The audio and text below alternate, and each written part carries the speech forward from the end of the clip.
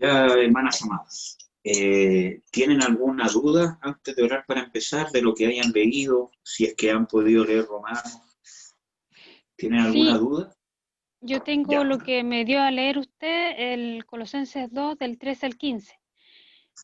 ya, Yo entiendo, quiero decir que yo entiendo, pero como que me falta, encuentro que me falta en la parte que dice el versículo 13, y a vosotros estando muertos en pecados, y la parte esta, y en la incircuncisión de vuestra carne. Eso me cuesta llevarlo algo ya, más allá. Eso, esa partecita. ya. Es que, mire, hay varios textos que hablan sobre la circuncisión espiritual, pero vamos a ir a ese mismo capítulo, el versículo 11.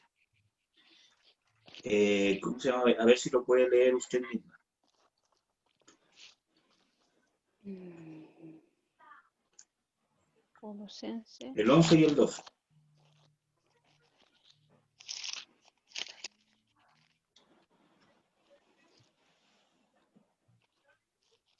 de Colosenses 2. Sí, Colosenses 2. 2, el 11. Sí, el 11 y el 12. Ya, dice, en él también fuisteis circuncidados con circuncisión no hecha a mano, al echar de vosotros el cuerpo pecaminoso carnal en la circuncisión de Cristo. El 12 dice, sepultaos con él en el bautismo en el cual fuisteis también resucitados con él, mediante la fe en el poder de Dios que le levantó de los muertos. Ya. Entonces, para poder entender este tema de la circuncisión, hay que entender dos cosas. Primero, que el pueblo de Dios, Dios estableció como pacto para el pueblo de Israel el tema de la circuncisión, que era el acto físico de cortar el prepucio del pene del hombre, ¿cierto? Sí, Fue como señal del pacto que hizo Dios con, se llama Abraham. Ahora bien, el pacto no es en sí, o sea, el acto de la circuncisión no es en sí el pacto, sino que fue como señal de que Abraham había heredado las promesas por medio de la fe. ¿Ya? ya, Ahora bien, en Cristo todas esas cosas fueron cumplidas, porque todo el tema que está en la ley, el tema de la circuncisión, todo eso, Pablo dice claramente que es sombra de lo que ha de venir. ¿Qué es Cristo? Entonces, cuando habla de circuncisión, ¿cierto? Habla de una señal, ¿cierto? Que va a distinguirme del resto del mundo y es una señal inequívoca de que soy parte del pueblo de Dios. Que en el caso del pueblo de Israel es un acto físico, ¿cierto? Pero en el caso del pueblo cristiano es un acto espiritual.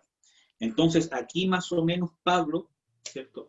Explica esto desde el punto de vista de los judíos. ¿Por qué? Porque los cristianos, ¿cierto? Eran instruidos en la ley ¿cómo se llama? De Moisés, porque esa era ¿cómo se llama? En la Biblia que había hasta entonces. Entonces ellos tenían que entender ciertos conceptos porque había muchos hermanos judíos que los obligaban a circuncidarse físicamente. Entonces Pablo tenía que aclarar que la circuncisión que realmente valía era la espiritual y no la física para el pueblo cristiano.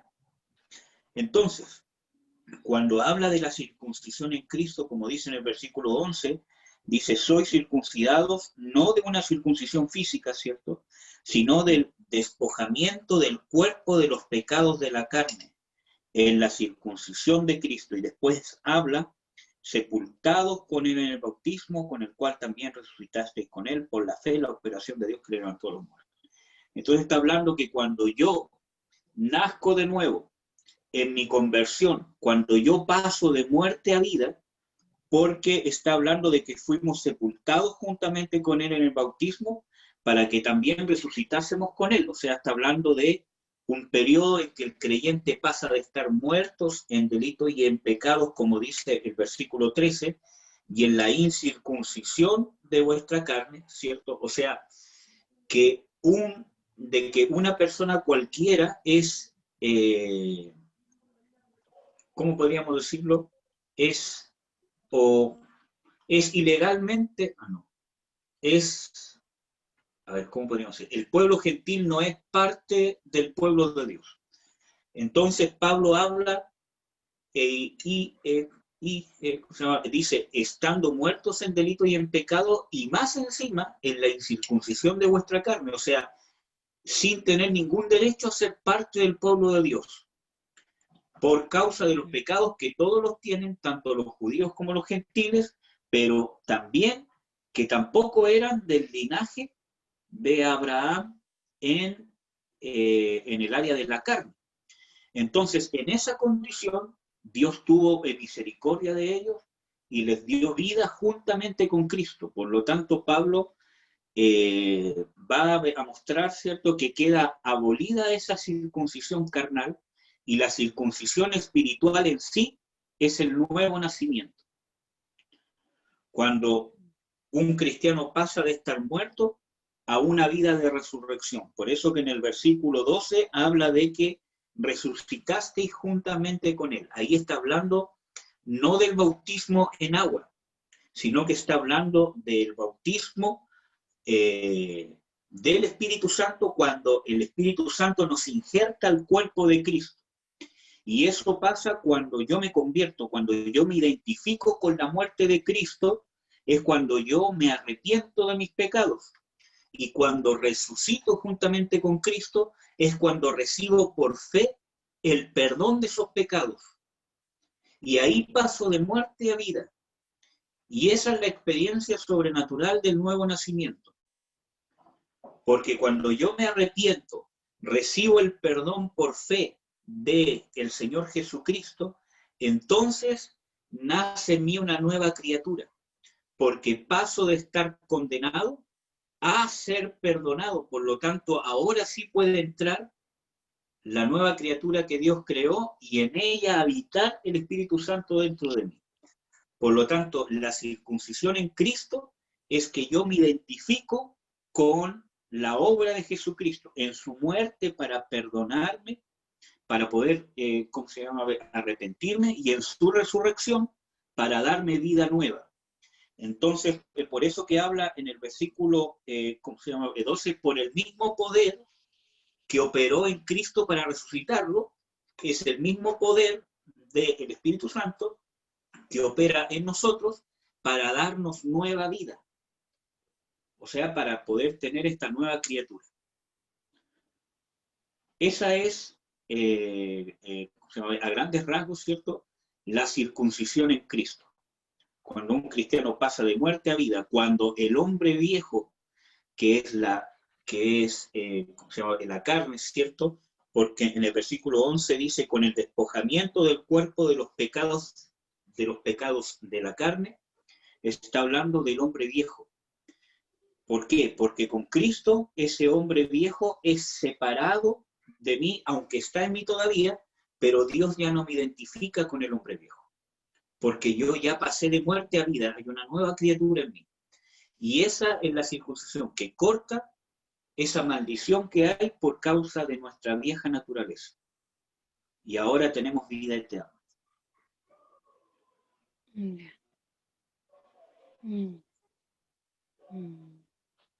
Sí, eso es la duda que tenía, que yo busqué la palabra y salía a cortar. Entonces decía, ¿cómo lo aplico a la palabra?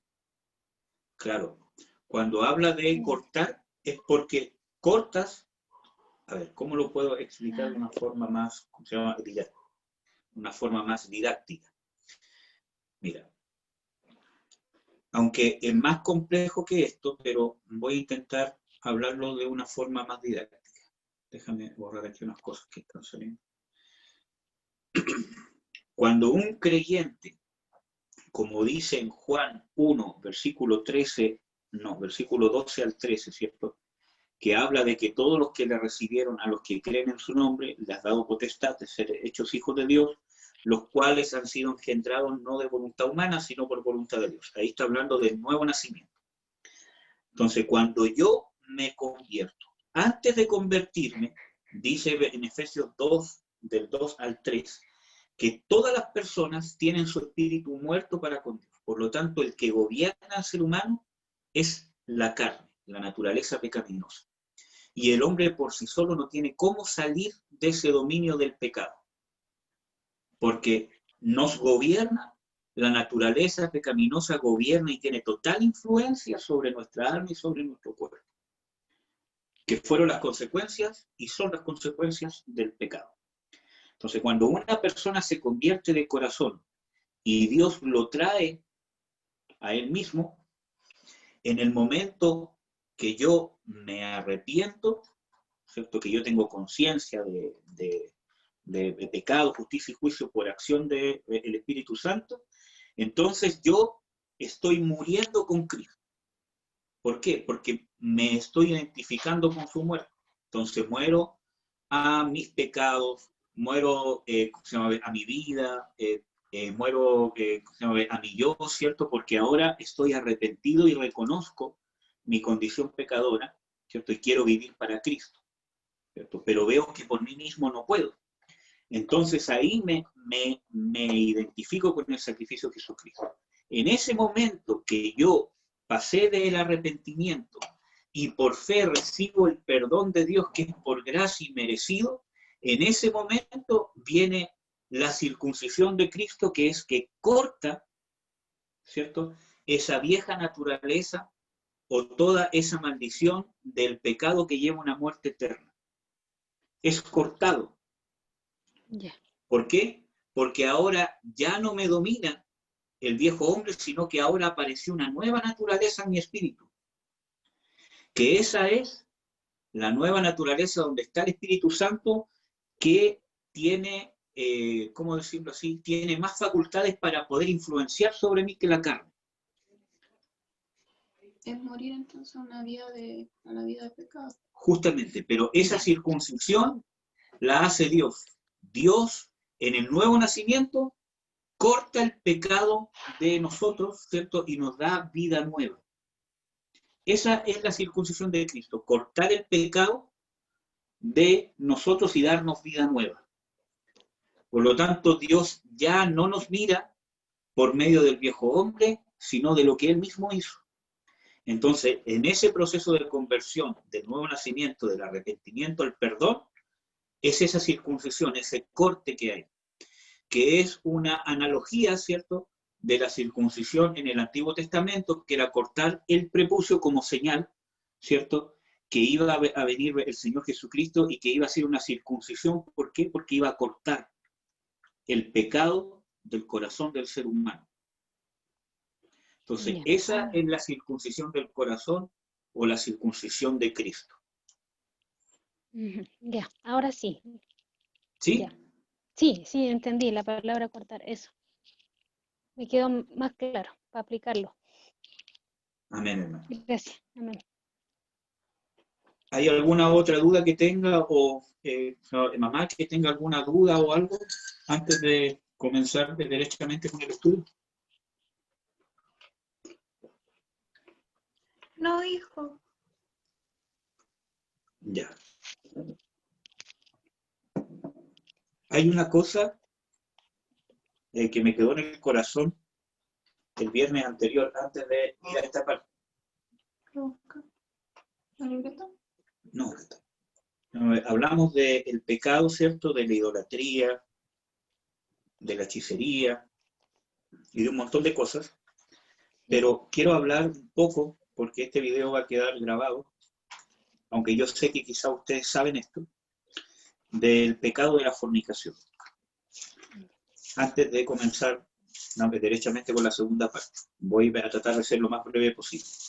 Pero el tema, entender según Dios qué es fornicación, porque es importante, porque el enemigo, ¿cómo se llama? Y la religión ha intentado desvirtuar este concepto, ¿cierto? Para quitarle el peso a lo que es pecado. Y si nosotros no sabemos el peso que tiene el pecado y las consecuencias que tiene el pecado, no podemos obtener el perdón que Dios nos quiere dar. Entonces, ¿qué es fornicación según la Biblia? Según la Biblia, fornicación es toda inmoralidad sexual ¿cierto? O toda actividad sexual, ¿cierto?, que se hace fuera de la reglamentación de Dios para el acto sexual. Por ejemplo, para Dios, Dios creó el sexo con dos propósitos principales. Primero, el tema de la reproducción, que es una forma en que el ser humano, y no tan solo el ser humano, sino todas las especies pueden sobrevivir en el tiempo, ¿cierto?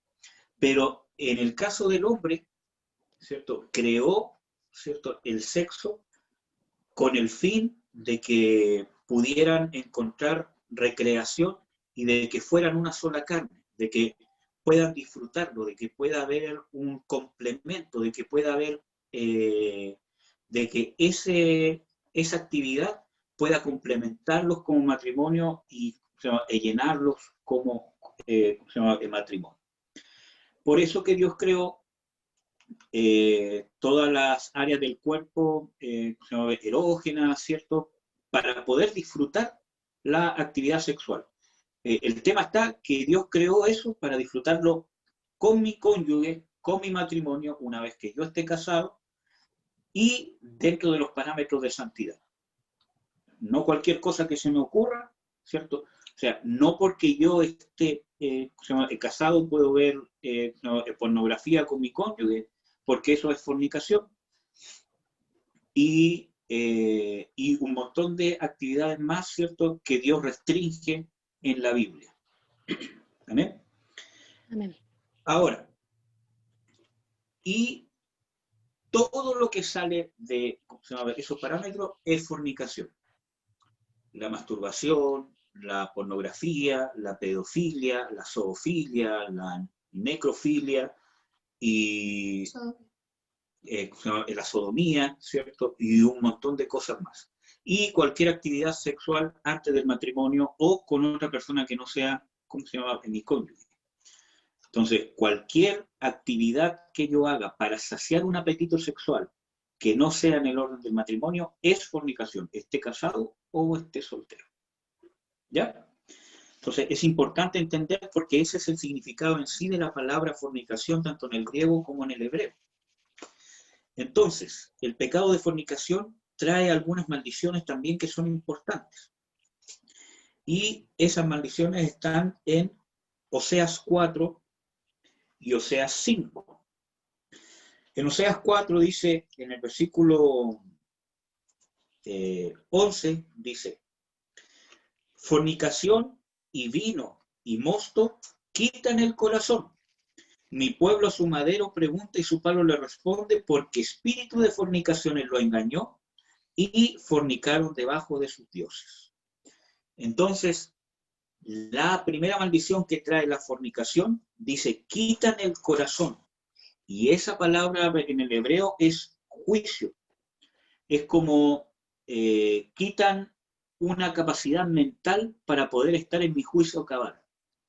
Entonces, la práctica de la fornicación trae esa maldición de quitar el juicio, ¿cierto? Y muchas, algunas, no todas, pero muchas enfermedades psiquiátricas o estados mentales alterados pueden ser causa de este pecado, si es que no hay otra causa atrás, ¿cierto?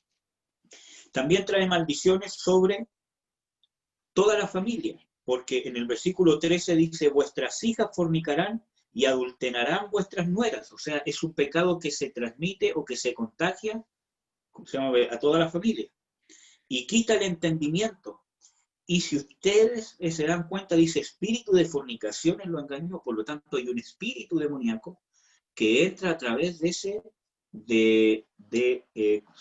pecado.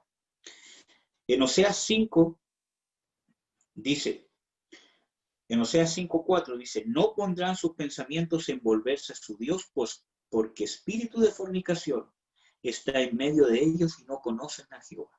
Entonces, este demonio de fornicación también trae otra maldición, que es impedir que la persona se vuelva o se convierta a Dios y que no lo pueda conocer. Si es una persona convertida, ¿cierto?, va a impedir que su proceso de conversión se pueda llevar a cabo y va a impedir que pueda recibir el rema de Dios o la revelación de Dios, y aunque vive en el caminar cristiano, pero hay cosas que no logra entender, aunque se las explique 1000, 10.000 veces, porque hay una maldición detrás. En todo caso, hay que discernir. ¿Amén? Amén. Eso quería, comentarles antes de empezar. ¿Tienen alguna duda con respecto a esto? Bueno, si viene a memoria, solo pedir perdón nomás, ¿cierto? Claro. Vamos a orar al final del estudio, o vamos a orar al tiro, hermano. Vamos a orar. A ver, déjeme ver qué es lo que vamos a ver en el estudio. No, yo creo que vamos a orar al final del estudio para poder aprovechar de ver lo que hizo Jesucristo para que recibamos el perdón. Ya. Amén. Amén. Ya. Entonces es importante saber de que la Biblia nos dice de que todos somos pecadores. En Romanos 3, el 9 al 10, dice, ¿puede leerlo, música? ¿Qué pues? ¿Somos mejores que ellos? En ninguna manera, porque ya hemos acusado a judíos y a gentiles, que todos están debajo de pecado. Como está escrito, no hay un justo ni aun uno. Lea el otro que está abajo. Romanos 5:12. De consiguiente, vino la reconciliación por uno, así como el pecado entró en el mundo por un hombre, y por el pecado la muerte, y la muerte así pasó a todos los hombres, pues todos pecaron. Entonces aquí vemos por lo menos 2 versículos bíblicos donde claramente dice de que no hay ni un justo ni aún uno, no hay nadie que haga lo bueno. Dice de que por el pecado vino la muerte y la muerte pasó a todos los hombres, pues que todos pecaron. Entonces, es necesario saber de que todos somos pecadores, todos somos pecadores. Y ahí hay más versículos bíblicos, que solamente voy a explicarles solamente el de Primera de Juan. El de Primera de Juan 1:8 y el versículo 10 es bien interesante porque habla de 2 condiciones pecaminosas. Mira, dice, si dijéramos que no tenemos pecados, nos engañamos a nosotros mismos y no hay verdad en nosotros. Y el versículo 10 dice, si dijéramos que no hemos pecado, o sea, pecado, lo hacemos a él mentiroso y su palabra no está en nosotros. Entonces habla de 2 condiciones, tener pecado y hacer pecado. En el versículo 8 dice que tenemos pecado y en el versículo 10 dice hemos pecado. Cuando habla de esto, habla de tener pecado, habla de nuestra naturaleza pecaminosa, que nuestra naturaleza pecaminosa tiene pecado. O sea, todo niño engendrado desde el vientre de su madre viene con esta naturaleza pecaminosa. Y eso está escrito en el Salmo 51, donde dice, en pecado me concibió mi madre y en maldad fui formado. Entonces, hay una naturaleza pecaminosa que habla de que tenemos pecado. Nosotros somos pecadores redimidos, pero somos pecadores. Y en el versículo 10 dice, si hemos pecado, ahí está hablando de hacer, ahí está hablando de la acción de pecar. Entonces, el primer versículo está hablando de la condición y en el versículo 10 está hablando de la acción de pecar. Y las 2 cosas nosotros tenemos que estar conscientes y reconocerlas. Porque cualquiera de las 2 que yo no reconozca en el versículo bíblico dice que nos engañamos a nosotros mismos o hacemos a Dios mentiroso y su palabra no está en nosotros. Amén. Amén. Ustedes pueden ver en Romanos 7, 14 y 17 que el mismo Pablo habla que este pecado, ¿cierto?, está en su carne. Cuando dice yo soy carnal, vendido de sujeción del pecado, y habla del pecado que mora en mí. O sea, el mismo Pablo con el ministerio que tenía, ¿cierto?, con todas las revelaciones de Dios, ¿cierto?, él mismo dice que aún así había un pecado que moraba en él. Ahí está hablando de la naturaleza pecaminosa, del viejo hombre que siempre quiere pecar, pero que yo lo tengo que mantener en sujeción al Espíritu, andando en las cosas del Espíritu. Sigamos. Las consecuencias del pecado, que es importante. El pecado causa muerte espiritual. Puede leer ese versículo, por favor? Romanos 6:23. Porque la paga del pecado es muerte, mas la dádiva de Dios es vida eterna en Cristo Jesús, Señor nuestro. Ya. Entonces, ¿cuál es el precio o la paga del pecado? Muerte. Y es importante poder entender esto para poder apreciar lo que Dios hace por nosotros cuando nosotros nos arrepentimos y Él nos perdona de gracia. Entonces, todos somos pecadores, todos estábamos muertos para con Dios a causa del pecado y además el pecado en sí trae muerte. Apaga la vida de Dios, la vida de resurrección de Dios que Dios ha puesto en nosotros. En Santiago 1:15 habla de la concupiscencia. Cuando ha concebido, pare el pecado y el pecado siendo cumplido engendra muerte. ¿Ustedes saben qué es la concupiscencia? No.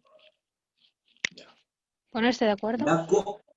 La concupiscencia son los deseos y las pasiones desordenadas que me llevan al pecado. O sea, son todos los deseos que batallan contra el alma, como dice en Primera de Pedro, ¿cierto? Que batallan contra el alma porque constantemente quieren pecar. Esa es la concupiscencia. Que Pablo habla de la concupiscencia, pero habla como el pecado que mora en mí, pero es un sinónimo. O sea, es el pecado que está en nuestra naturaleza carnal, esos deseos, esas pasiones, que yo tengo que sujetarlas, ordenarlas en la voluntad de Dios. Ahora, ¿cómo yo ordeno un pecado o una pasión, ¿cierto?, a la voluntad de Dios? ¿Por qué? Porque, por ejemplo, un deseo sexual, ¿cierto?, es una pasión, entre comillas, normal. Pero mi carne me lleva a que ese deseo yo quiera poder satisfacerlo de cualquier manera. Y mientras más lejos esté de Dios, más terrible va a ser la forma que lo va o que yo voy a tener ganas de poder satisfacerlo. Pero cuando estoy en Cristo tengo ese mismo incentivo, ¿cierto? Porque tengo un deseo, pero yo digo ya, tengo este deseo, pero lo tengo que sujetar a lo que dice la palabra. La palabra dice de que este deseo yo solamente puedo saciarlo, ¿cierto?, en común acuerdo con mi cónyuge y por amor y por entrega, no por obligación. Entonces yo someto ese deseo que tengo a lo que está escrito en la palabra. Y pasa exactamente lo mismo con el tema de la ira, por ejemplo. Yo tengo rabia, ¿cierto?, porque mi cónyuge me ofendió. Entonces, ¿qué hago? Yo tengo esa gana, ¿cierto?, de poder decirle sus verdades, pero yo someto esa pasión, ese deseo, ¿cierto?, a lo que dice la palabra de Dios, que tengo que hacerlo, ¿cierto?, sin ira. ¿Por qué? Porque la ira del hombre no obra en la justicia de Dios y con un propósito de guardar la paz. Entonces yo voy a cambiar mi tono de la conversación, voy a cambiar el propósito de lo que voy a decir y lo voy a dirigir, aunque le voy a decir cuál es su error, pero lo voy a dirigir para encontrar una solución. Y no simplemente para descargarme. ¿Por qué? Porque estoy sometiendo ese deseo, ¿cierto?, esa pasión, a lo que dice la palabra, cómo lo tengo que hacer o cómo lo tengo que sobrellevar.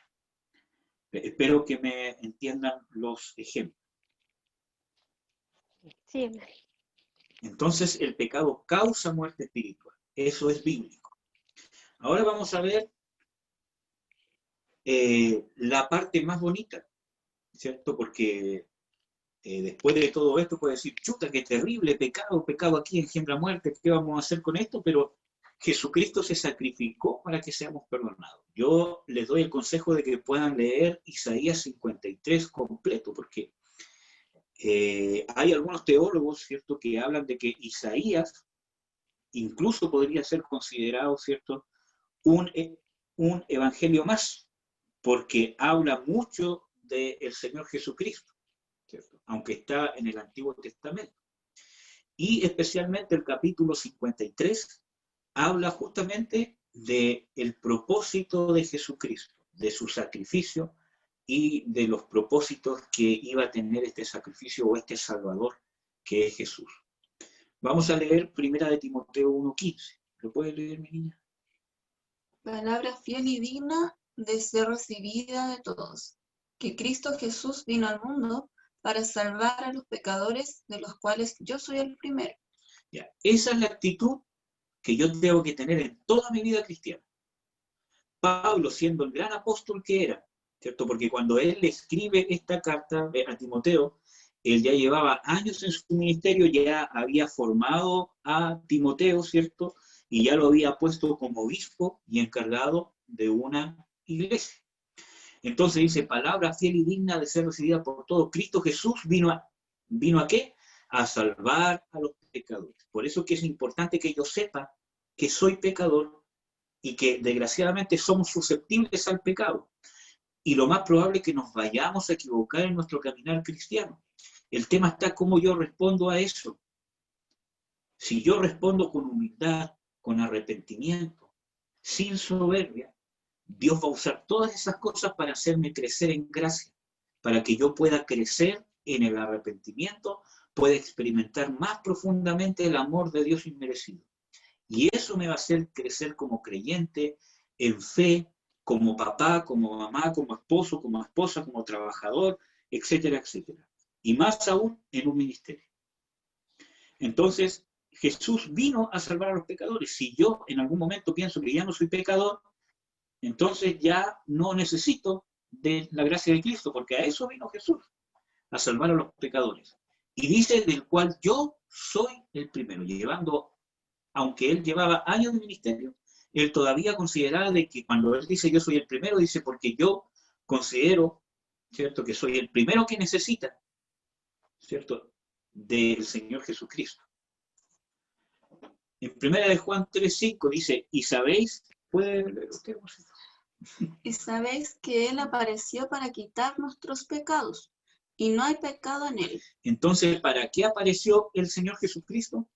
Para quitar nuestros pecados. Cuando venga el diablo con pensamientos en tu mente, pero que tú hiciste esto, no, pero si no confesaste bien la confesión del pecado, por eso todavía está ahí el pecado, usted defiéndase con la palabra de Dios, diga, el escrito está, que Jesús apareció para quitar mis pecados. ¿Amén? Porque al enemigo lo vamos a vencer creyendo a la palabra, como lo hizo el mismo Señor Jesucristo. Le dijo, escrito está. Así nosotros activamos por fe el poder que está en la palabra de Dios. Vamos a ver qué dice Efesios 1:7. Sí. En el cual tenemos redención por su sangre, la remisión de pecados, por las riquezas de su gracia. Amén. Entonces, cuando venga el diablo también diga, no, su sangre, la sangre de Jesucristo, me redimió mis pecados. Y es por gracia, dice, por las riquezas de su gracia. O sea que no es por obras, no es por cuánto lloré, ni por cuánto hablé, ni por cuán espectacular fue la oración que hice, sino que es por gracia.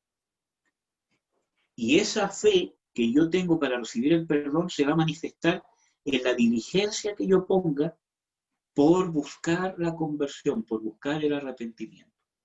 Por ejemplo, si yo voy a buscar en las Escrituras, bueno, voy a dar un ejemplo de aquí, ¿cierto? Si yo voy a buscar en las Escrituras qué es pecado, y tengo un cuadernito, ¿cierto?, donde pongo, chuta, yo pequé en esto, mis padres hicieron esto, y yo uso eso para pedirle perdón a Dios, ¿cierto?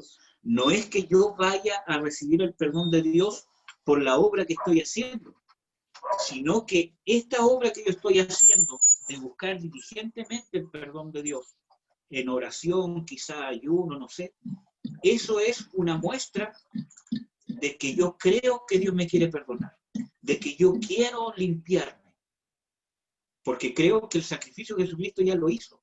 Entonces no es por la obra de cómo yo lo haga, si es que escribo en un cuaderno o no, o si es que, sino que esta gracia despierta en mí una diligencia por buscar estar constantemente convirtiéndome. Y no es que yo esté viendo, estos pecados, entonces no, estos pecados, esto de aquí, sino que yo confíe en la gracia de Dios, pero cuando yo me dé cuenta que he pecado, corra a los pies de Cristo y confíe en el perdón que Dios me da. Entonces no depende de la oración que hice, ni cómo la hice, ni cuándo me la hicieron, sino depende de los frutos que dio y de los frutos que está dando mi conversión. Cómo yo voy confesando mis pecados, arrepintiéndome y me voy convirtiendo, o sea, dejando mi forma de vivir que era pecaminosa y cada vez me voy alineando más a la forma de vida que Dios exige en su palabra, que es un proceso. Y cada vez que yo me caigo, me vuelvo a levantar, y si me vuelvo a caer, me vuelvo a levantar, porque confío en la gracia de Dios, que su sangre ha redimido mis pecados, los pasados, los presentes y los futuros. Amén. Entonces, eso va a fortalecer nuestra fe. Bueno, ahí hay más versículos bíblicos, ¿cierto?, que habla de la promesa, ¿cierto?, que fue dada a los creyentes por medio de la fe de Jesucristo. Por eso que es importante la fe, porque la fe se manifiesta en la conversión. Una persona que no tiene fe es una persona que no se ha convertido. Hay que recordar el primer versículo bíblico que vimos, ¿cierto?, donde en Marcos, que el Señor Jesucristo y Juan el Bautista predicaban arrepentidos y creer. O sea, el primer paso para tener una fe, ¿cierto?, es arrepentirse. Entonces, constantemente yo tengo que estar en con esa disposición al arrepentimiento. No es que yo esté viendo como que todas las cosas son pecados, sino que mi corazón esté dispuesto constantemente al arrepentimiento. Que si Dios me va a corregir en algo, yo le diga amén, Señor, y no lo cuestione. Y esa dirección la voy a encontrar en la palabra de Dios. Amén. Entonces, hay que arrepentirse para creer, como veíamos en Marcos, y hay que creer para recibir el perdón. El arrepentimiento está en la conciencia, ¿cierto?, que yo decido dejar el pecado y lo aborrezco. Eso va a producir en mi fe, y esa fe, ¿cierto?, me va a capacitar para recibir el perdón de Dios y no quedarme en la culpa. ¿Ya? Bueno. Ahí habla de que todos los que en él creyeren, en Hechos 10:43, recibirán perdón de los pecados por su nombre. Y ahí hay más versículos bíblicos que ustedes lo pueden revisar, que habla de la fe en Cristo para remisión de pecados. Por eso es importante creer, porque yo me tengo que convertir, pero después tengo que creer que mis pecados han sido redimidos por gracia. Y eso es algo que se recibe por fe, no es por obras. ¿Ya? Dice, porque si no creyereis que yo soy, en vuestros pecados moriréis. Entonces, la clave que el mismo Señor Jesucristo habla en Juan 8:24 es creer que yo soy. Cuando habla de yo soy, es que yo soy el Dios que se encarnó para redimir a la humanidad. Soy el Mesías, que vino a quitar el pecado del mundo. Por su sangre somos justificados. En Romanos 3:25 al 26 habla de que por la fe en su sangre somos justificados. El que justifica al que es de la fe de Jesús. Es importante esto porque muchas veces, al no entender esto, nosotros mal usamos la sangre del Señor Jesucristo. Y si uno ve en las Escrituras, la sangre de Jesucristo nos limpia de todo pecado. La sangre de Jesucristo, ¿cierto?, limpia nuestros pecados y nos redime nuestros pecados. Es el pago, ¿cierto?, constante a nuestro favor delante del trono de Dios para cuando alguien cae, peca, ¿cierto?, en la sangre de Jesucristo que está derramada sobre nosotros a nuestro favor para poder alcanzar oportuno socorro.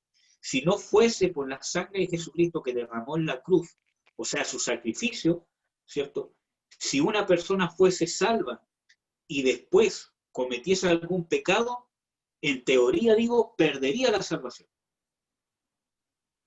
Pero como la sangre de Jesucristo fue derramada y el Señor Jesucristo presentó su sangre como expiación sobre todos nosotros y la derramó sobre nosotros, entonces, como esa sangre está derramada sobre nosotros, espiritualmente hablo, ¿cierto?, entonces el Padre siempre ve por tratar de explicarlo de alguna forma, el Padre siempre ve la sangre de su Hijo derramada sobre nosotros.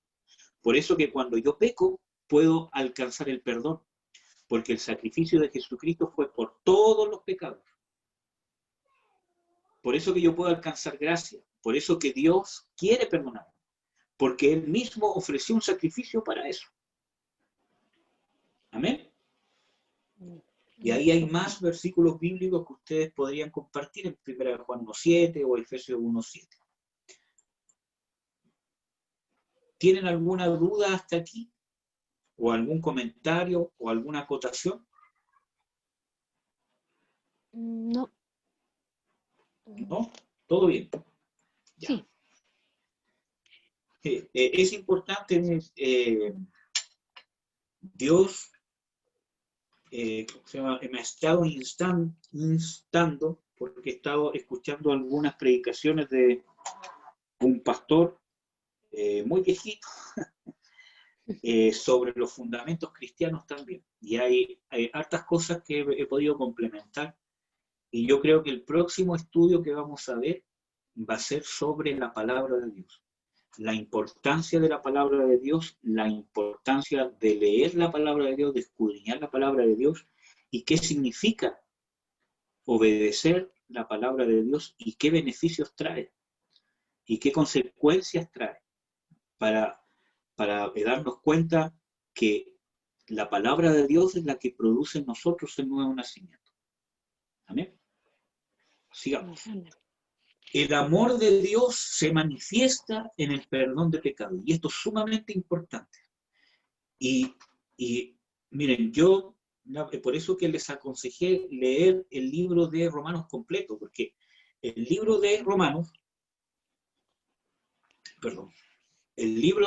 Romanos tiene la particularidad de que es un libro doctrinal, ¿cierto? Y está muy bien redactado por Pablo, bueno, y inspirado por el Espíritu Santo, con justamente los fundamentos de la salvación, los fundamentos del perdón, los fundamentos de la justificación y de la santificación.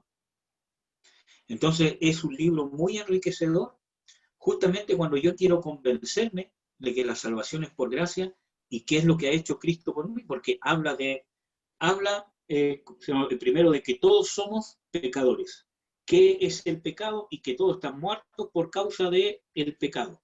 Pero después habla de la obra de Cristo, de que Cristo nos ha dado una nueva vida, y después habla sobre la carne y el espíritu. Y más encima habla incluso hasta un poco de liberación. Entonces es un libro muy completo.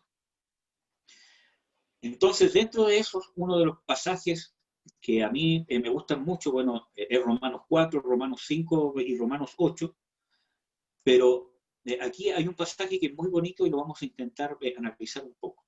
¿Puede leerlo, amorcito? Romanos 5 del 6. Dice, porque Cristo, cuando aún éramos flacos, a su tiempo murió por los impíos. Ciertamente apenas muere alguno por un justo, con todo podrá ser que alguno osara morir por el bueno. Mas Dios encarece su caridad o amor para con nosotros, porque siendo aún pecadores, Cristo murió por nosotros. Luego, mucho más ahora, justificados en su sangre, por él seremos salvos de la ira.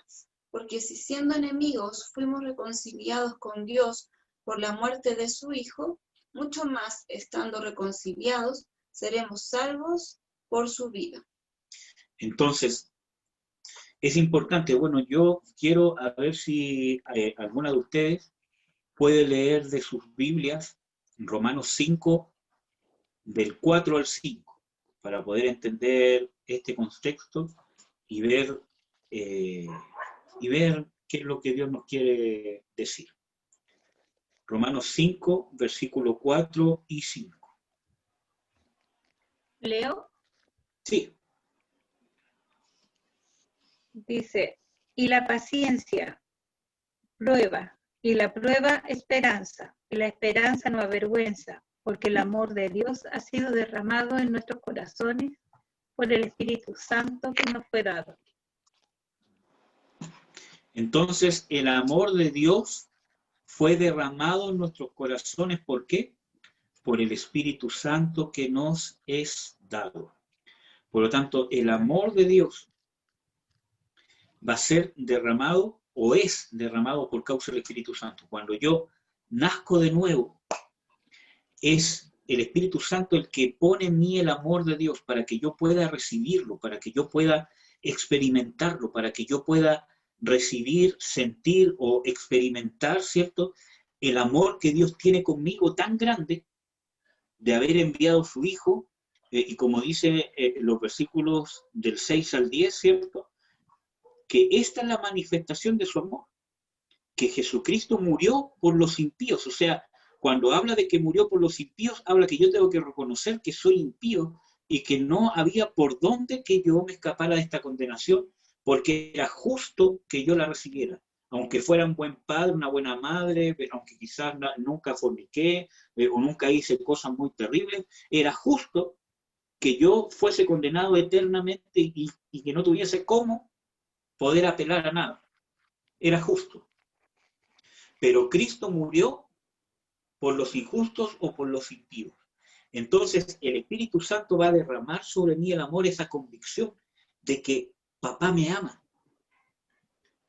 Entonces dice, si Dios encarece así su amor para con nosotros, en que tú siendo pecador o siendo injusto o digno de esa condenación, si aún en esa condición Dios te amó tanto que entregó a su Hijo para que muriera por ti siendo inocente, ¿cuánto más ahora que ya te ha justificado con su sangre?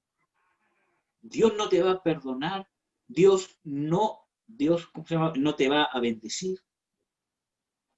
Si su amor fue tan grande para darte vida nueva en condición siendo enemigos, ¿cuánto más ahora que ya fuiste reconciliado en el momento que te convertiste? ¿Cuánto más ahora, si antes de eso el amor de Dios estaba a tu favor para rescatarte de la condenación eterna, cuánto más ahora no va a estar a tu favor? Todo el beneplácito, todo el amor de Dios.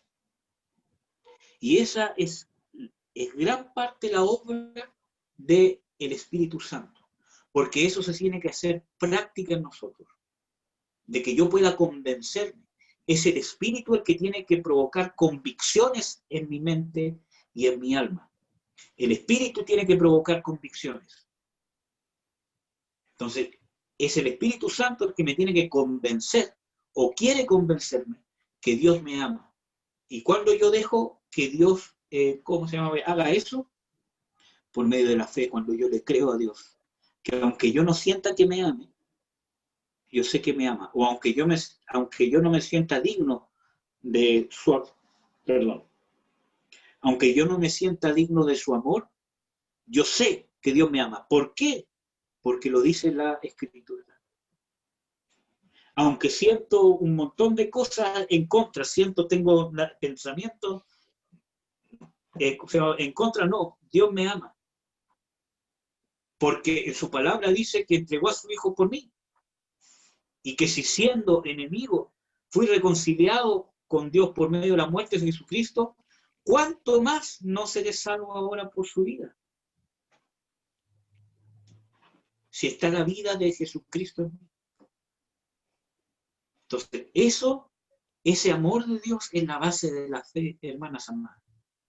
El amor de Dios es la base de la fe. Cuando dice en el mismo libro de Romanos, dice de que la fe viene por el oír, ¿cierto? Y el oír palabra de Dios. Está hablando de que la palabra de Dios me va a dar convicción de lo que Dios ha hecho por mí, en mí, para mí y lo que quiere hacer conmigo. Y eso involucra el amor de Dios, porque el amor de Dios se manifiesta en el perdón de los pecados. Entonces, cuando el Espíritu Santo me está dando conciencia, es porque está preparando mi corazón para recibir el amor de Dios. Porque si yo no tengo conciencia, entonces no voy a poder percibir el amor de Dios Y el Espíritu Santo no va a poder generar convicciones firmes y una base sólida que sustente mi fe, porque la fe se sustenta en la manifestación del amor de Dios en mi vida. Y ese amor de Dios se manifiesta cuando soy perdonado, cuando dependo de la gracia de Dios, cuando soy pecador y Dios aún así me ama y me levanta las veces que me caiga. Si yo me arrepiento con un corazón sincero, Dios me levanta, aunque sienta que soy culpable, sucio, inmundo, todo lo demás. Dios siempre te dice, yo te amo así y te voy a levantar. Levántate y sigue adelante. Pero Señor dice esto, levántate y sigue adelante, porque yo pagué ese precio. Y eso va a generar convicciones, eso va a generar una experiencia práctica del amor de Dios que nadie me la va a poder quitar. Porque yo lo viví. Yo viví la gracia y vivo por la gracia inmerecida del amor de Dios. Por lo tanto, eso le da fe, fundamento sólido a mi fe, en quien yo creo. Y esa fe va a provocar que yo pueda tomar decisiones firmes. Y esa fe va a provocar que mis decisiones sean más firmes para dejar el pecado. ¿Amén? Amén. Espero que me hayan entendido, porque igual como que salió un Sí. poquito enredado. Sí, clarito. Y aquí está el texto de Romanos 8, que este es muy importante. En el versículo 31, creo, dice, ¿quién acusará? Ah, no, ahí mismo dice, pero ¿puede leerlo usted, amorcito?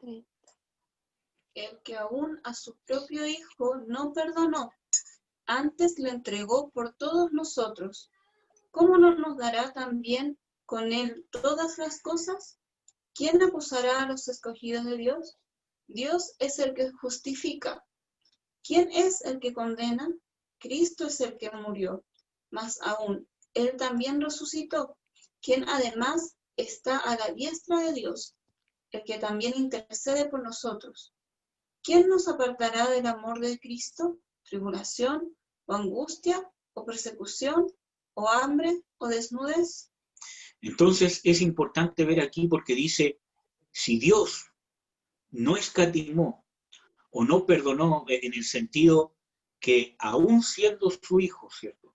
Aún siendo perfecto, igual Dios quiso que sufriera ese sufrimiento tan grande, porque en Isaías 53 dice que fue desfigurado y que sufrió un sufrimiento que ningún ser humano ha sufrido ni va a sufrir jamás. Entonces, si Dios quiso que su Hijo Santo pasara por esto, por nosotros que éramos o somos impíos, ¿cierto? Y pecadores, ¿cómo no nos dará con Él todas las cosas? ¿Quién acusará a los escogidos de Dios si Dios ha hecho esto tan magnífico? Si Dios es el que nos justificó, ¿hay alguien con más autoridad que Dios que nos pueda venir a acusar? O sea, va a haber harta gente que nos va a decir, pero tú eras así, pero habla de que estas acusaciones ya no tienen validez. Porque el único, ¿cierto?, que tenía todo el derecho para juzgarme, porque es el único juez justo y santo, me justificó y no me condenó. Y castigó ese pecado en su Hijo. Por eso que, yo siempre digo, cuando tú empieces a creer que la manifestación más grande del amor de Dios no es que Dios te sane, no es que Dios te liberte, sino que la manifestación más grande del amor de Dios es que Jesucristo haya muerto por ti en la cruz, eso va a activar recién la liberación para tu vida, la sanidad para tu vida o la conversión de tus parientes. Y eso es un proceso, porque yo cada vez voy conociendo más del amor de Dios, a través de lo que voy experimentando, cómo Dios me va perdonando, cómo la gracia de Dios se va desatando sobre mí y cómo yo con diligencia voy descubriendo más la voluntad de Dios para poder volverme más a lo que Él espera y demanda de mí. Entonces, ¿quién nos podrá condenar? O sea, hay mucha gente que nos va a condenar, pero ¿qué condenación va a tener realmente validez. Si Dios hizo esto, si Cristo hizo esto, si Cristo murió y no tan solamente eso, sino que resucitó. Y además está intercediendo por nosotros. O sea, ya ¿cómo se llama? Por eso que por eso que Juan dice en 1 de Juan 2:1, os escribo estas cosas para que no pequéis, pero si pecáremos, abogados tenemos ante el Padre, porque hay un abogado ante el Padre, está Jesucristo intercediendo por nosotros a nuestro favor. Entonces nada nos va a separar del amor de Dios. Y esto también tiene otra connotación importante, porque aquí Pablo habla, dice, ¿quién nos separará del amor de Cristo? Tribulación, angustia, persecución, hambre, desnudez. Incluso en los versículos que siguen, que ustedes los pueden ver después, ¿cierto? Habla de que ni principados, ni potestades, ni peligros de cuchillos, de asesinato, de robo, nada de eso nos puede separar del amor de Dios en Cristo Jesús. Eso significa otra cosa importante, que todas las cosas que yo pase, ninguna es casualidad. Si Dios hizo este sacrificio tan grande en su Hijo, ¿crees que alguna cosa que pase en tu vida va a ser casualidad?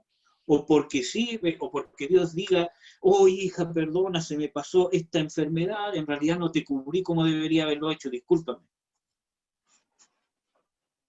Entonces, no es así. Entonces, en esas situaciones yo tengo que creer que Dios está trabajando. Quizás para darme conciencia de algún pecado, o para corregirme, o simplemente para tratarme. Porque hay que recordar de que Pablo dice que es necesario que por muchas tribulaciones entremos al reino de los cielos.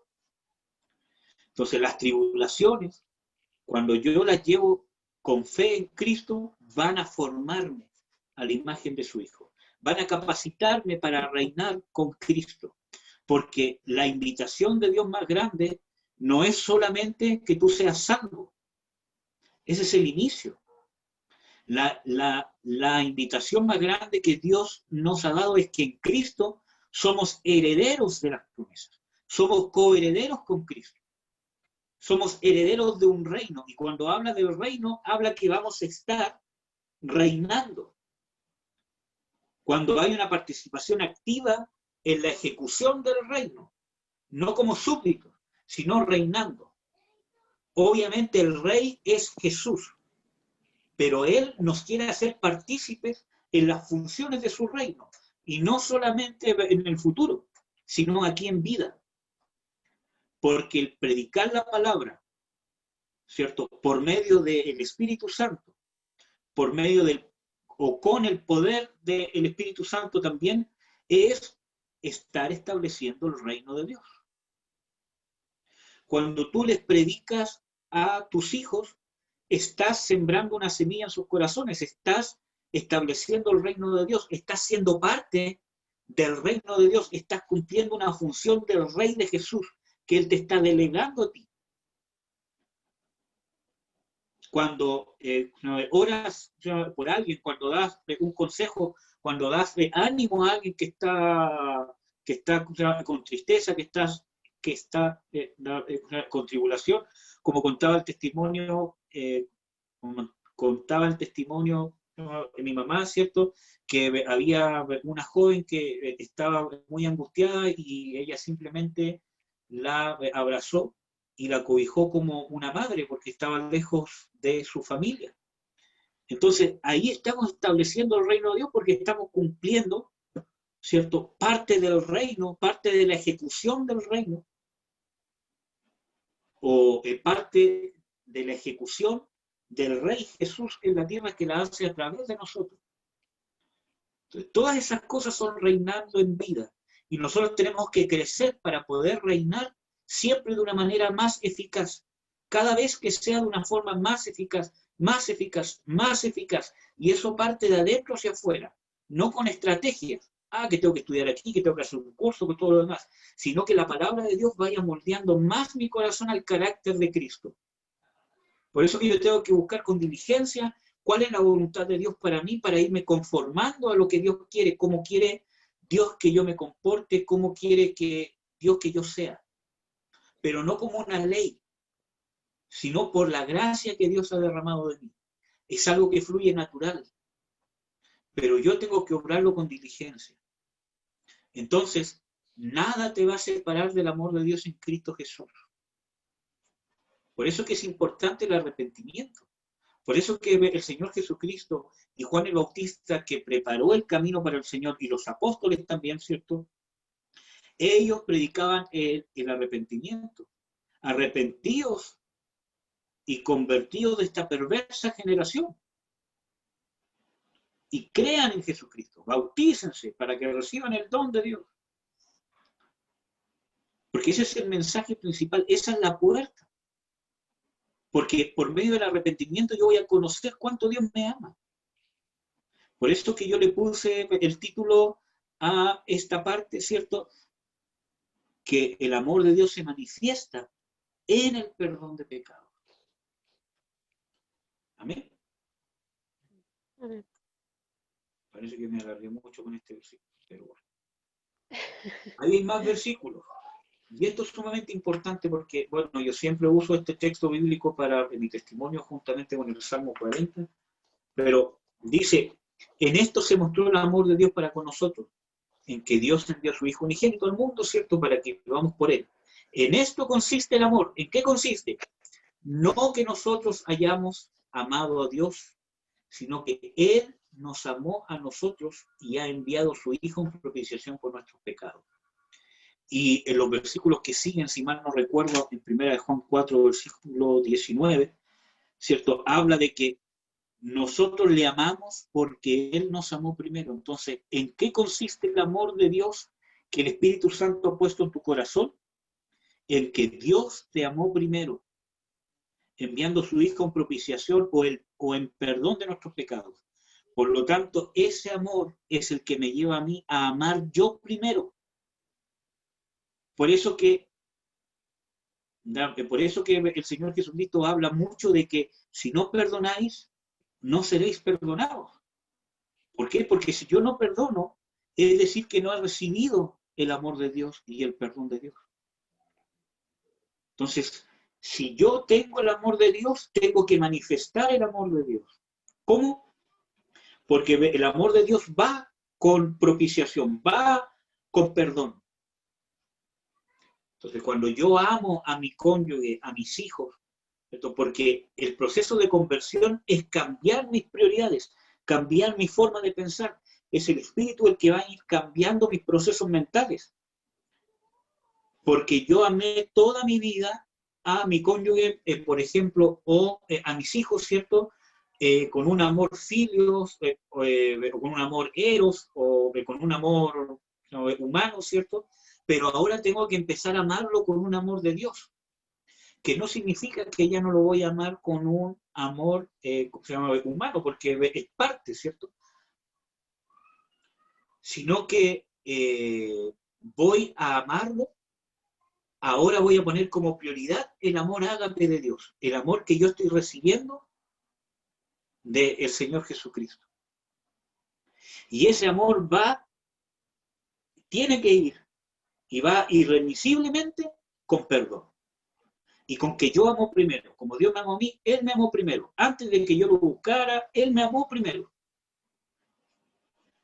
Tienen que recordar que en el versículo que vimos en Romanos 5 dice de que Él nos amó siendo pecadores, siendo enemigos. Entonces muchas veces nosotros tenemos que amar así, o sea, siempre. Pero muchas veces nos toca aplicar en la práctica ese amor. Cuando la otra persona no se ha arrepentido, cuando la otra persona no quiere pedirme perdón, o cuando la otra persona no me quiere perdonar, entonces soy yo el que tengo que amar primero. Que no significa que tenga que avalar sus injusticias, pero no voy a guardar rencor y voy a actuar conforme al amor de Dios, porque sé que yo tengo que amar primero. Y eso va con el perdón. Si yo no perdono, si yo no trabajo en perdonar a las personas que me ofenden, el amor de Dios no se va a manifestar. Y esto pasa mucho en los matrimonios, o en las familias, con los padres, con los hermanos, o con los hijos. incluso dentro de las congregaciones. Entonces, el amor de Dios va de la mano con el perdón. Si yo no trabajo en perdonar, si yo no he logrado perdonar a alguien, el amor de Dios no se va a poder manifestar en mí, porque el amor de Dios va de la mano del perdón. Por lo tanto, para poder perdonar, el sacrificio de Jesucristo, que perdonó mis pecados, yo tengo que ver que el sacrificio de Jesucristo fue suficiente para pagar el pecado que esa persona hizo contra mí. Para mí tiene que ser suficiente. Y ese es un proceso porque cuesta, es una lucha. Por ejemplo, lo que pasa, ¿cómo se llama?, en Chile. Hay muchos cristianos que no han perdonado a la dictadura. Que no quiere decir que yo voy a avalar todas las injusticias que se hicieron, todos los crímenes que se cometieron. Por ningún motivo yo voy a justificar nada. Pero se trata de perdonar. Yo tengo que perdonar. Porque esa es la manifestación del amor de Dios. Entonces, por eso que vemos las divisiones que hay en el mundo, ¿cierto?, dentro de la iglesia. Es que yo soy de izquierda, es que yo soy derecha. Mire, yo vi una página de Facebook de un hermano que es por el, ¿cómo se llama?, el rechazo. Y es cristiano, ¿no? Pero tenía cosas puestas de Pinochet, que Pinochet había dado esto bien. Hoy día, por ser el 11 de septiembre, puso viva Pinochet, vamos por el apruebo, entonces, o sea, por el rechazo. Entonces, todo eso, ¿cierto?, es una muestra de que no hay un corazón sano, de que no hay una fe profunda. Porque somos nosotros ciudadanos del reino de Jesús. Y después de eso somos chilenos. Por lo tanto, todas las leyes chilenas están en segundo lugar. Toda la forma de pensar de la sociedad chilena o del mundo queda en segundo o tercer lugar. Mi forma de pensar, mi forma de decidir las cosas, mi forma de ver las injusticias hacia la sociedad, hacia mi vida, tienen que estar basadas en Jesucristo. Tienen que estar basadas en el que es mi rey, si realmente soy ciudadano del reino. Entonces, por causa de que no hay perdón, no se puede manifestar el amor de Dios y el pueblo se divide. El pueblo de Dios está dividido porque no ha sabido perdonar. No ha sabido perdonar. Y nosotros, como discípulos de Cristo, una característica de los discípulos de Cristo es el amor de Dios. Dice, en esto conocerán que soy mi discípulo, cuando os améis como yo os he amado. Ahí está hablando de la manifestación del amor de Cristo. Pero como no lo manifestamos con algo tan importante como, por ejemplo, la dictadura, ¿cierto? O, ¿cómo se llama?, por el otro lado, con los atentados o con todas las cosas que pasaron antes, como no logramos perdonar, o con el tema de las pensiones, o quizás cuántas cosas también que no se saben, entonces, como no logramos perdonar y encontrar paz, quietud, y que el sacrificio de Jesucristo sea más que suficiente para saciar eso, no podemos manifestar el amor de Dios con nadie más, ni aún para el mismo Dios. Porque dice que si no perdonáis a vuestros deudores o a quienes os han ofendido, vuestro Padre no los perdonará.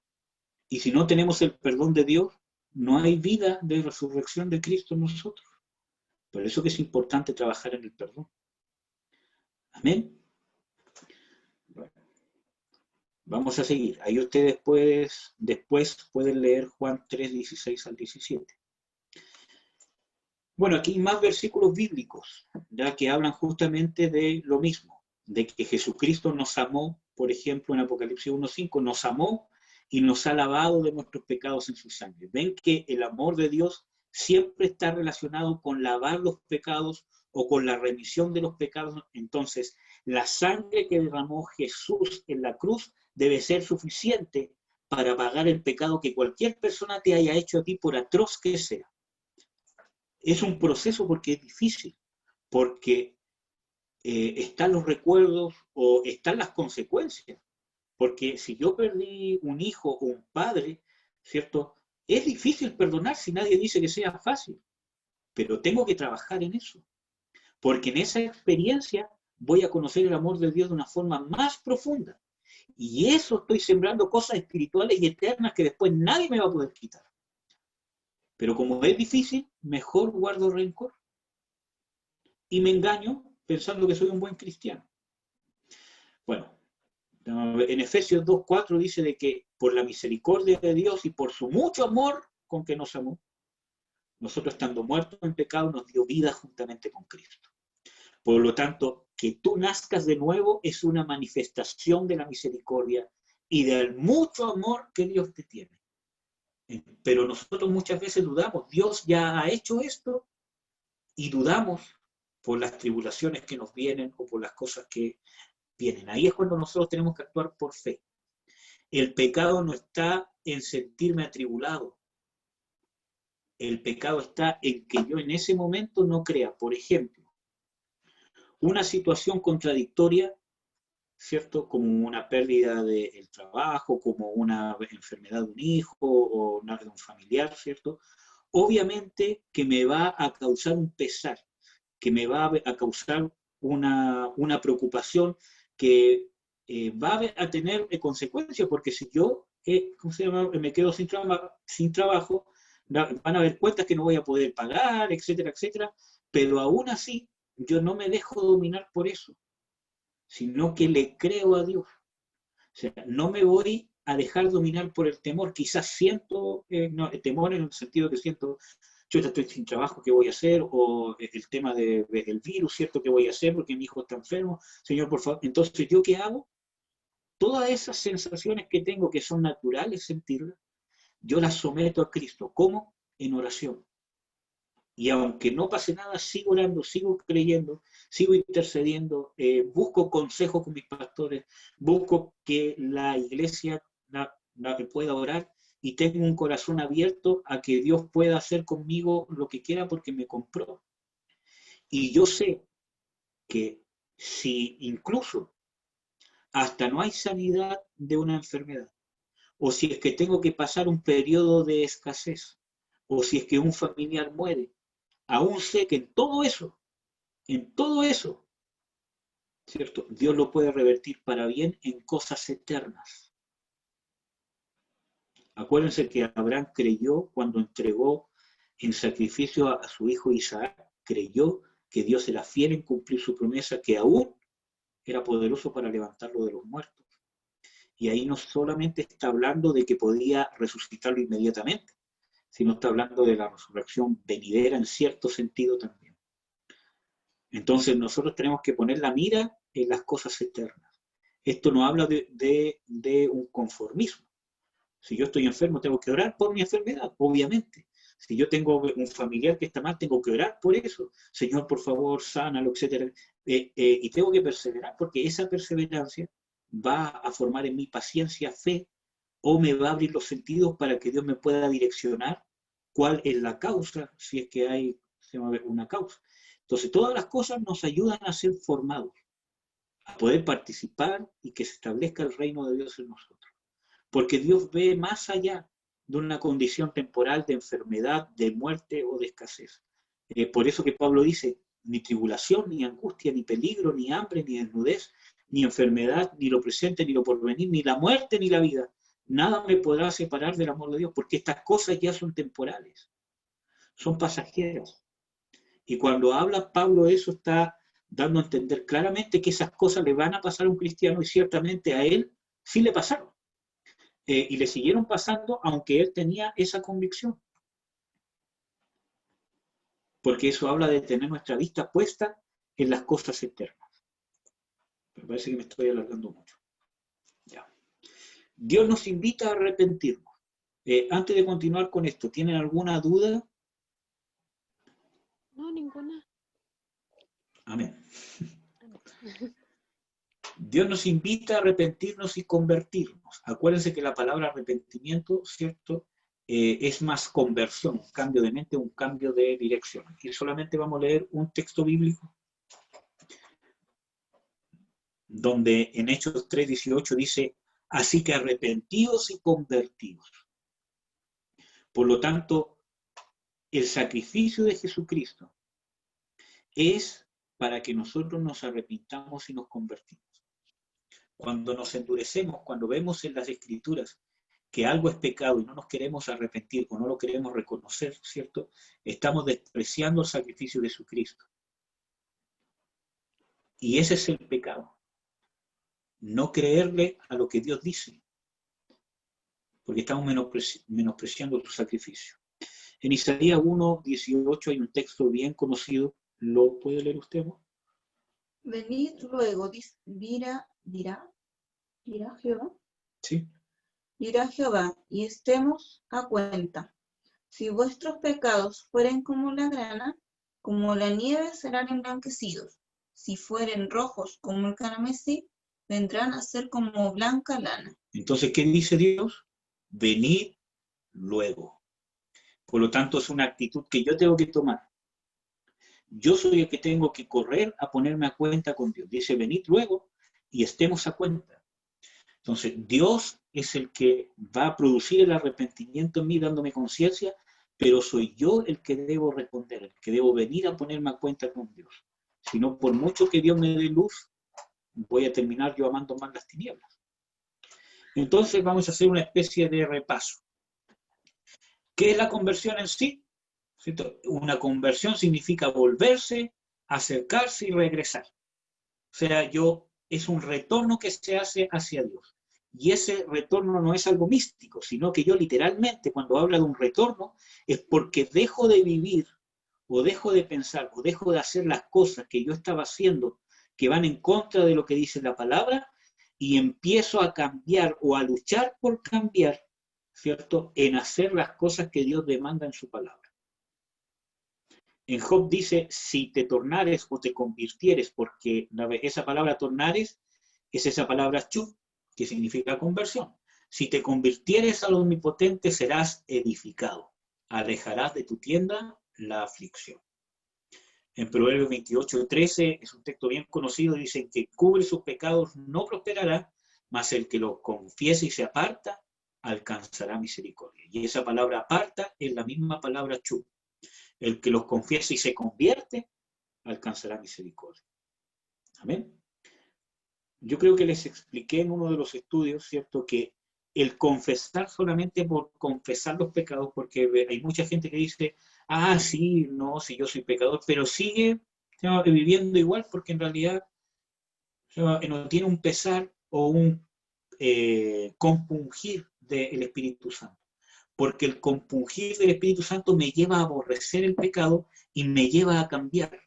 Aunque me vuelva a equivocar, aunque me cueste, aunque todavía tenga lucha y vuelva a caer, pero hay algo dentro de mí que me lleva a luchar por cambiar y a no quedarme tranquilo. Quizás con pena, porque pequé, todo lo demás, entonces ahí viene Dios con su consolación, tranquilo hijo, yo ya te perdoné, levántate, sigue adelante, pero hay algo que me inquieta. Entonces no es solamente confesar de diente a labio, sino una confesión de arrepentimiento. Y eso debe llevar el apartarme, o sea, el convertirme, el volverme. Sigamos, ahí hay más versículos bíblicos que ustedes los pueden compartir. Yo, después de esto, con Marcela vamos a compartir los PowerPoint, que creo que no los he compartido todavía para poder compartirlos juntos, pero que hablan justamente de la conversión en el Antiguo Testamento.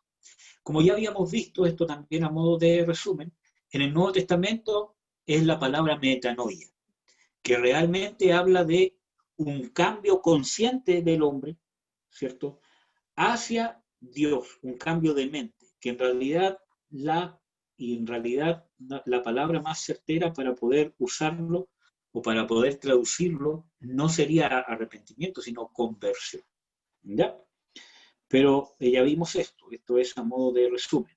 Y ahí están los versículos bíblicos que usan esta palabra hablando del arrepentimiento o de conversión, ¿cierto? Cuando dice también a los gentiles, Dios ha dado arrepentimiento para vida. Entonces, ¿qué me trae el arrepentimiento, la conversión? Vida de Dios. Y esa vida de Dios me va a llevar a ¿qué? A poder que esa vida se pueda manifestar. Por eso que cuando yo no me arrepiento, por eso que en la palabra que habíamos visto, decía de que el pecado trae muerte, de que la paga del pecado es muerte, porque cuando yo me mantengo en el pecado y no me quiero arrepentir, ¿qué pasa? Se apaga la vida de Dios y yo me mantengo en muerte, aunque la vida de Dios está en mi espíritu. Pero como yo no me quiero arrepentir de ese pecado, se manifiesta la muerte en mí, que está en mi naturaleza pecaminosa. Pero cuando yo me arrepiento, me convierto, la vida de Dios que está en mi espíritu empieza a tener influencia sobre mí. Y esa vida de Dios es algo práctico que me lleva a amar la justicia, a vencer el pecado. Pero si vuelvo a caer, me vuelvo a levantar y me vuelvo a levantar. Y cada vez voy a conocer más el amor de Dios. Ahora, tiene que quedar claro quién es el autor de la conversión, porque esto es por gracia, amados hermanos. Por eso que Dios dice, venid luego, dice Jehová. Porque Dios es el que da la oportunidad del arrepentimiento. Dios es el que saca el velo. Dios, porque el hombre por sí mismo no se puede convertir sinceramente. Quizás tenga un pesar por algo malo que hizo, pero si Dios no obra en él, el hombre realmente no puede vivir esta experiencia de la conversión genuina que le trae el perdón de Dios, sino que va a sentir remordimiento, culpa por lo que hizo, pero no va a recibir arrepentimiento que va a provocar vida, sino que se va a quedar en la culpa, como es el caso de Judas. Judas tuvo remordimiento de haber entregado sangre inocente, pero no se arrepintió, porque el tiempo que Dios le había dado para arrepentirse había pasado. Porque él, durante el ministerio con el Señor Jesucristo, estuvo constantemente robando de las ofrendas. Y no se quiso arrepentir, escuchando esos 3 años las enseñanzas del Señor Jesucristo y el Señor Jesucristo manifestándole, ¿cierto?, el amor de Dios.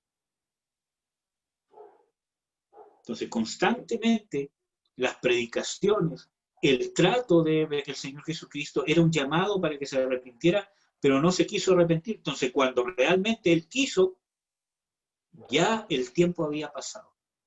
Y no se arrepintió para vida, sino que tuvo remordimiento, que lo llevó a suicidarse.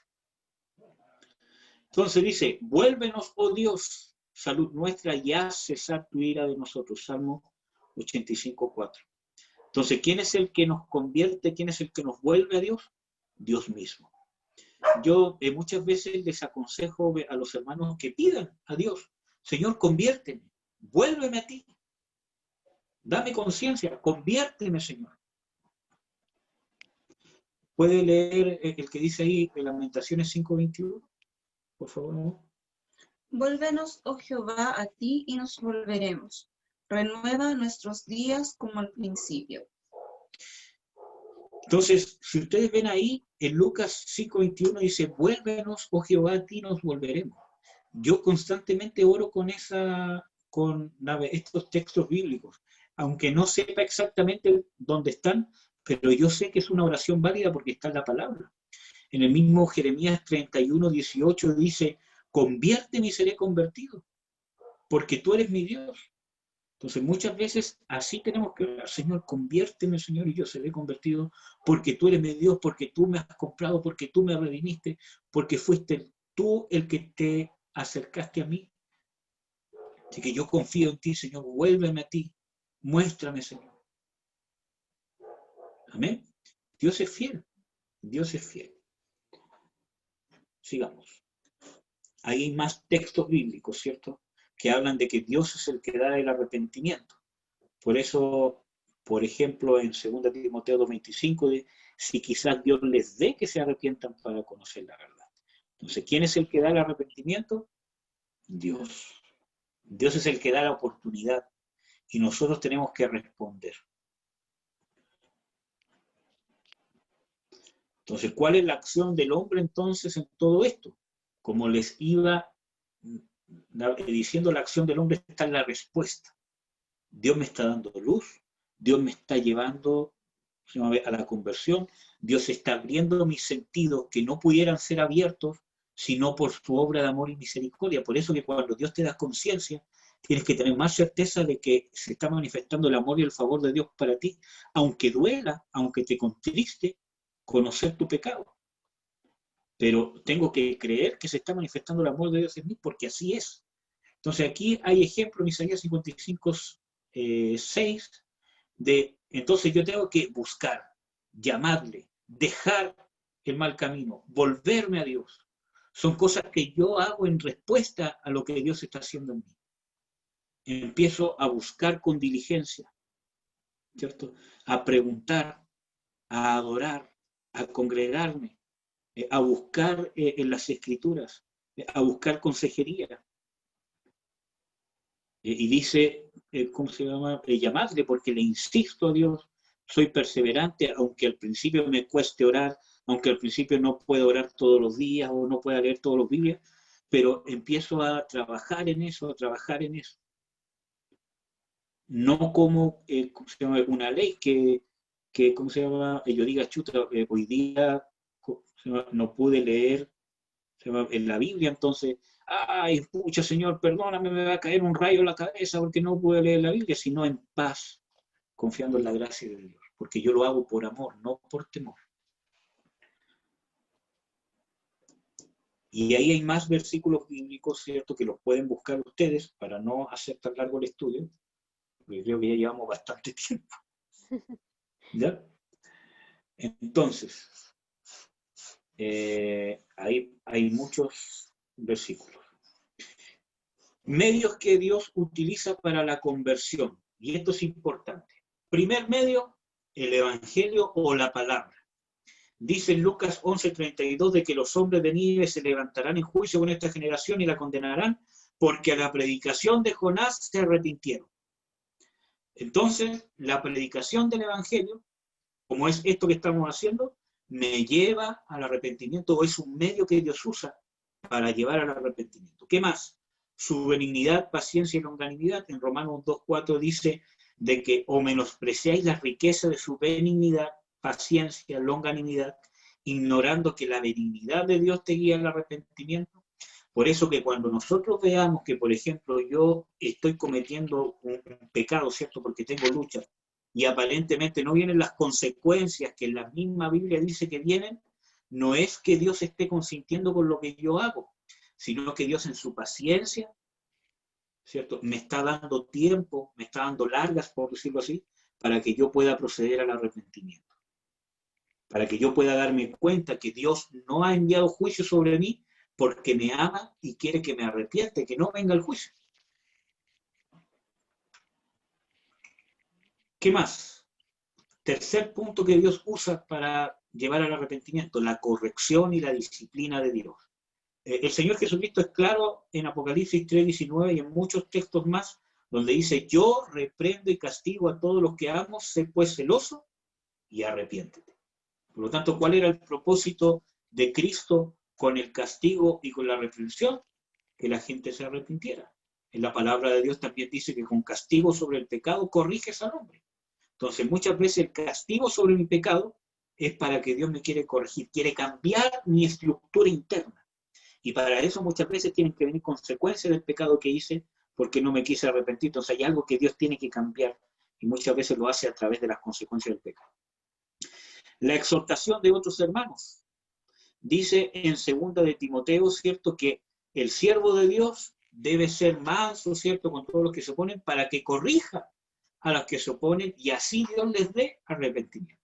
Por lo tanto, la corrección también es un medio que Dios usa para el arrepentimiento. Cuando algunos hermanos o siervos de Dios nos corrigen. Amor, ¿puede enchufar el celular?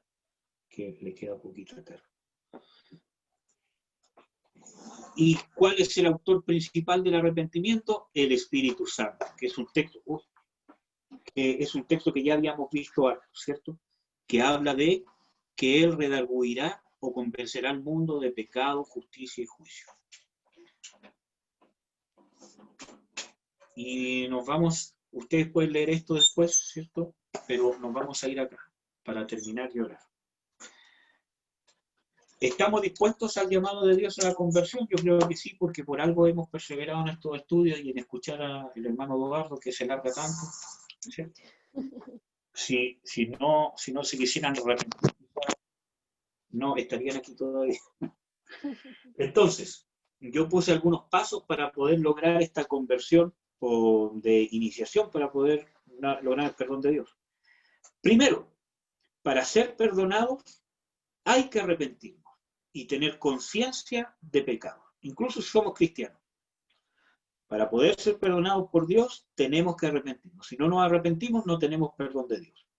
Y para eso necesitamos que Dios nos dé conciencia por medio de la Escritura, por medio de la palabra, por medio de la disciplina de Dios muchas veces, etcétera, etcétera, como lo vimos recién.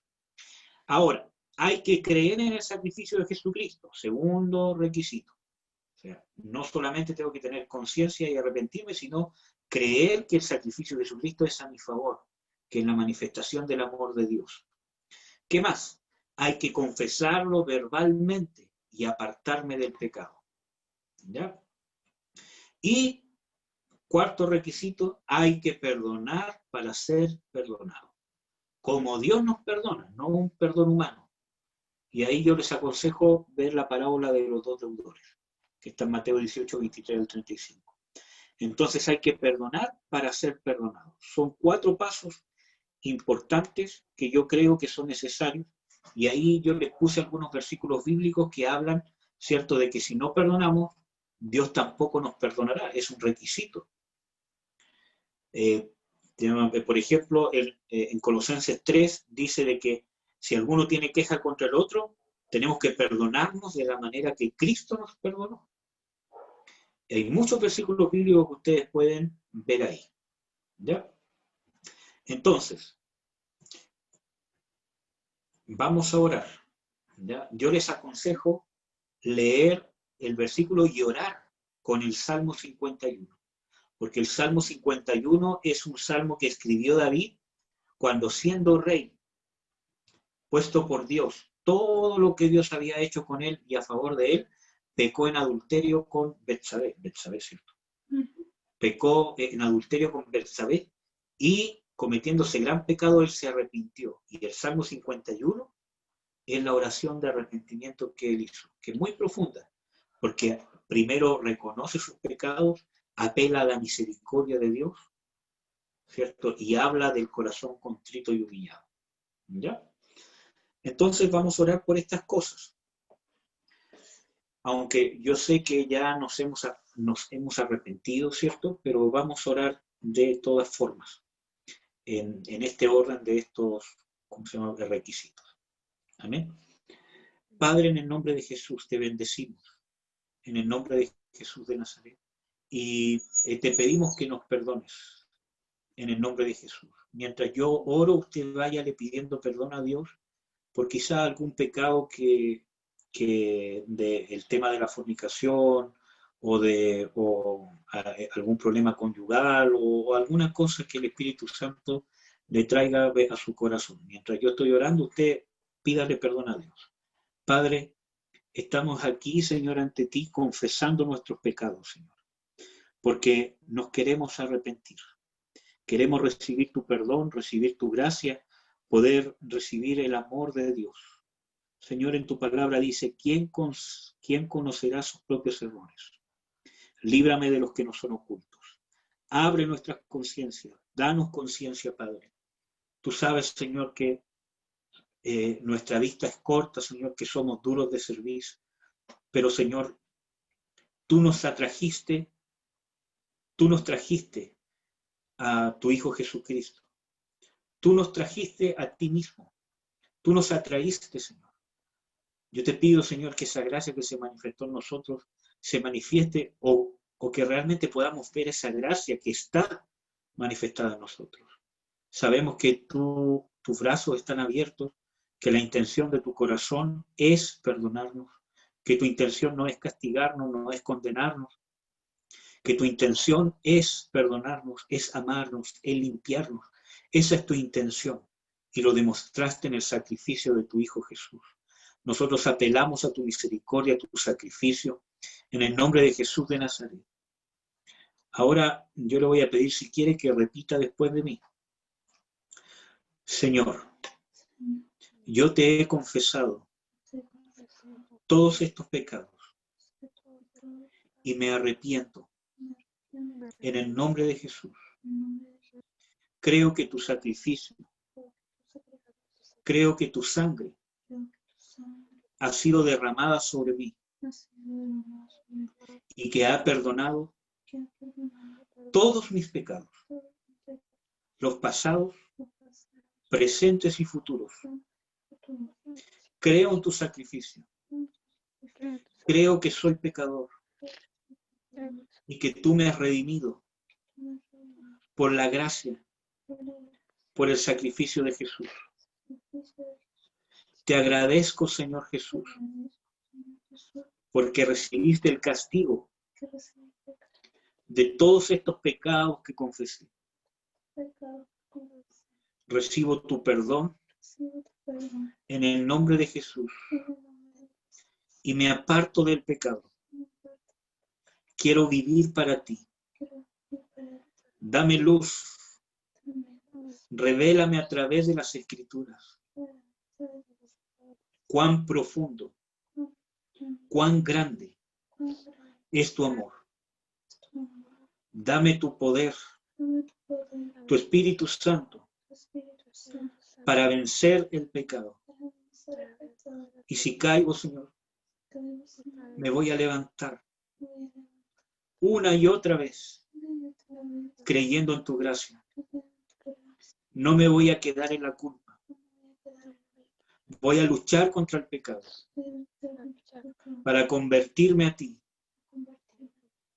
Pase lo que pase, porque sé que me amas y nunca me condenarás. En el nombre de Jesús.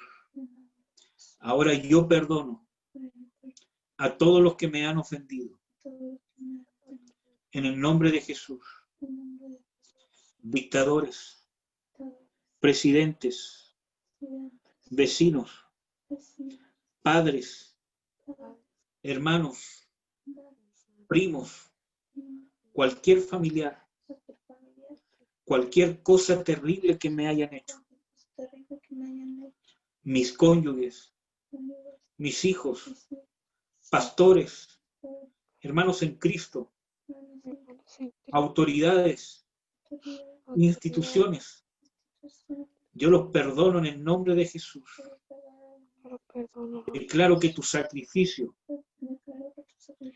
es más que suficiente para pagar ese pecado y esos pecados que han hecho contra mí. En el nombre de Jesús, los liberto como tú me liberaste a mí. Ayúdame a perdonar de corazón. Sé que es un proceso. Ayúdame. Dame conciencia de tu amor. Y enséñame a aplicar ese amor con los que me han ofendido, con los que me ofenden y con los que me ofenderán. En el nombre de Jesús. Amén. Ahora yo voy a orar por ustedes para terminar. Padre, en el nombre de Jesús, bendigo a mis hermanas, Señor, en el nombre del Señor Jesucristo. Declaro que tu perdón ha sido desatado por nosotros, no porque yo lo declare o porque yo lo diga, sino porque tú lo desataste en nosotros cuando moriste en la cruz, cuando resucitaste, cuando derramaste tu sangre sobre nosotros, desataste el perdón, la gracia ante el Padre. Tú pagaste estos pecados. Cancelo todo derecho legal del acusador en el nombre de Jesús de Nazaret. Cancelo todas tus acusaciones, toda culpa en el nombre del Señor Jesucristo. Reprendo al acusador y te declaro y te notifico que el acusador de nuestros hermanos es echado fuera en el nombre de Jesús. La sangre de Jesucristo ha limpiado nuestros pecados.